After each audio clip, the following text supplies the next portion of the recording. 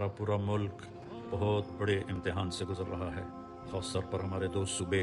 اور جنوبی پنجاب 3 صوبے ہو گئے، ادھر ہمارے KPK میں بھی کافی تباہی آئی ہے۔ تو ایک تو جن پر یہ تکلیف آئی ہے وہ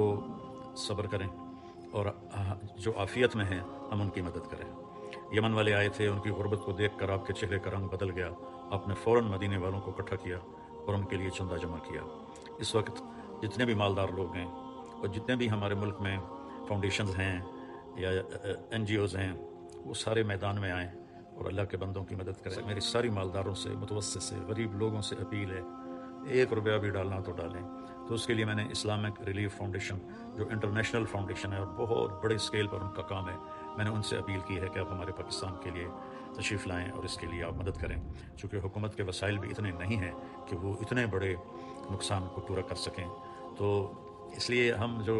اللہ تعالیٰ نے ہمیں جو عافیت میں رکھا ہے، ہم اپنے گھروں میں آرام سے بیٹھے ہوئے ہیں، جن کے بچے بہ گئے، جن کی مائیں بہ گئیں، جن کے باپ بہ گئے، جن کے بھائی بہ گئے، ان کی لاشیں پہ نہ ملی، ان کے گھروں کے نام و نشان مٹ گئے، کھلے آسمان کے نیچے ہیں۔ تو میری سب سے ہاتھ جوڑ کے اپیل ہے، اس وقت سب سے اعلیٰ